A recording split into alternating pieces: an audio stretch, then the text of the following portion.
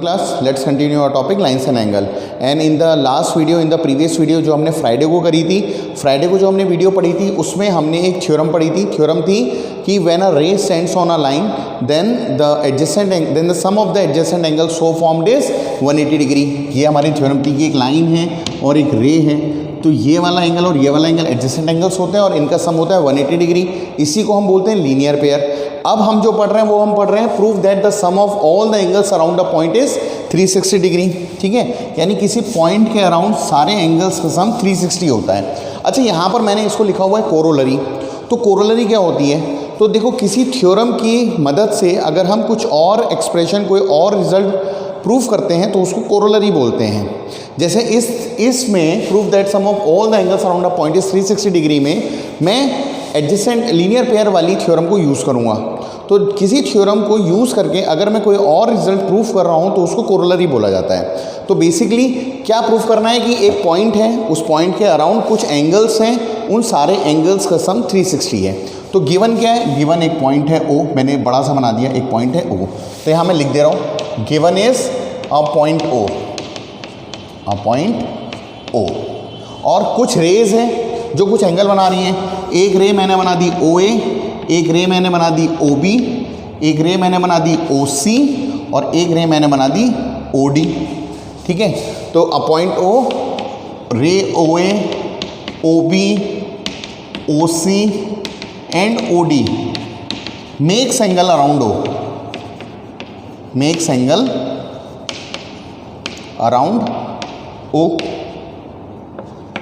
ये सब एंगल बना रही है. जैसे ये एंगल कौन सा बना रही है? AOB. ये कौन सा बना रही है? BOC. ये एंगल कौन सा बना रही है? COD. ये एंगल कौन सा बना रहा है? DOA. तो हमें क्या प्रूफ करना है कि इन चारों एंगल्स का सम 180 है. इस एंगल को हम क्या लिख सकते हैं? AOB. So angle AOB plus angle BOC plus COD plus DOA is equal to 360 degree. भाई चार एंगल बन रहे हैं, 1 2 3 4, इन चारों का सम कितना है? 360. ये हमें प्रूव करना है. अच्छा, कोई भी थ्योरम जो है 99% हमें कंस्ट्रक्शन की ज़रूरत पड़ती है, तो इसमें भी हमें कंस्ट्रक्शन कर देना है. देखो कंस्ट्रक्शन क्या कर रहे हैं? OA रे है, इसके अपोजिट मैंने एक रे बना दी OE. ठीक है, मैंने इसको डॉटेड लाइन से बनाया ताकि आपको समझ में आए. और मैंने इस तरीके से बनाई कि एक स्ट्रेट लाइन बन जाए, और हमें पता है स्ट्रेट लाइन मतलब 180 डिग्री का एंगल बन जाए.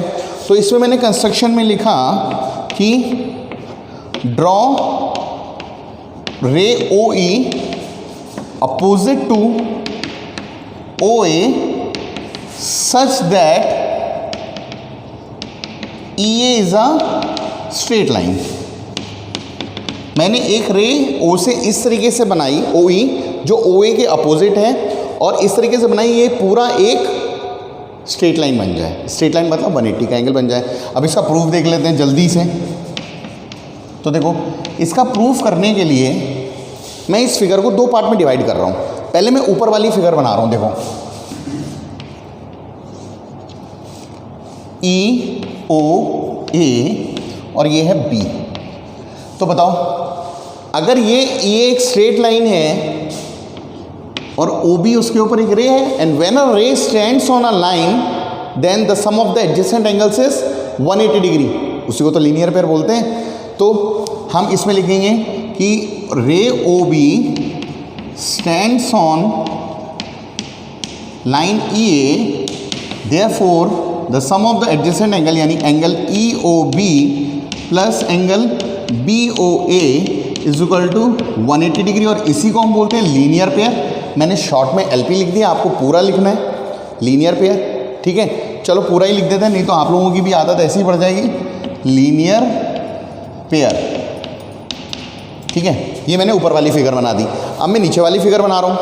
तो नीचे वाली फिगर में देखो क्या है, ये एक लाइन है EA और यहाँ पर एक पॉइंट है O, ये एक रे है OC और ये एक रे है OD. इसको मैंने इक्वेशन 1 भी बोल दिया. ठीक है, अब हमें पता है किसी लाइन पर अगर लाइन स्ट्रेट लाइन होती है तो सारे एंगल्स का सम 180 डिग्री होता है. इसी को हम बोलते हैं sum of all the angles around a straight line is 180 degree. ठीक है, तो देखो ये एंगल और ये एंगल, इन तीनों का सम कितना होगा 180 होगा, स्ट्रेट लाइन प्रॉपर्टी है। तो देखो इस एंगल को हम बोलेंगे एंगल EOC, यहाँ मैं लिख दे रहा हूँ एंगल EOC प्लस देखो EOC, इसको क्या बोलेंगे COD प्लस एंगल COD, और इसको बोलेंगे DOA plus angle DOA is equal to 180 degree. होगा कि नहीं होगा? क्यों होगा? स्ट्रेट लाइन प्रॉपर्टी, यहाँ पर मैं लिख दे रहा हूँ straight line property, sum of all the angles around a straight line is 180 degree. जो आपको लिखना है वो लिख देना। This is equation number 2। अब मैंने क्या किया, इक्वेशन 1 और इक्वेशन 2 को ऐड कर रहा हूँ।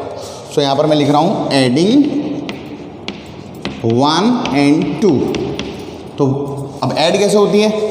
लेफ्ट वाली चीज़ लेफ्ट में ऐड होती है, राइट वाली राइट में ऐड होती है। तो लेफ्ट में क्या है, देखो angle EOB plus angle BOA plus angle EOC plus angle COD plus angle DOA is equal to 180, और 180 कितना हो गया 360 डिग्री। समझ में आया आपको? आई नीड सम स्पेस, तो मैं ऊपर वाला थोड़ा सा रब कर रहा हूँ, ठीक है। अब देखो ध्यान से देखना, ये फिगर हमें चाहिए थी तो इसको मैंने B लिख लिया। अब देखो ध्यान से, AOB तो हमें चाहिए था, AOB ऐसे ही आ गया। तो AOB प्लस देखो EOC और EOB को देखो ध्यान से, EOC और EOB, EOC ये EOB ये वाला एंगल है, EOC ये वाला एंगल है। यानी अगर मैं इन दोनों एंगल को मिला दूं तो कौन सा नाम बन जाएगा? अभी देखो एक एंगल है EOB, एक एंगल है EOC। अगर मैं इन दोनों को मिला दूं तो क्या ये COB नहीं बन जाएगा? यस। तो EOB और EOC की जगह मैं लिख सकता हूं एंगल COB, और यही हमें चाहिए था।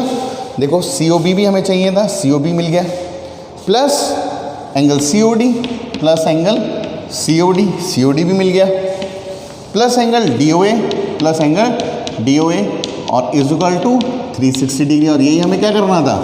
प्रूफ, यानी इसको नीचे लिख देंगे hence proved. Is that clear? तो अभी हमने क्या सीखा? एक थ्योरम हमने सीखी कि when a ray stands on a line then adjacent angles का जो सम होता है वो होता है 180 डिग्री। फिर हमने उसी थ्योरम की मदद से कोरोलरी सीखी। कोरोलरी क्या है कि sum of all the angles of around a point is 360 degree. यानी अगर एक पॉइंट है उसके चारों तरफ रेज हैं तो उन सारे एंगल्स का सम 360 होगा।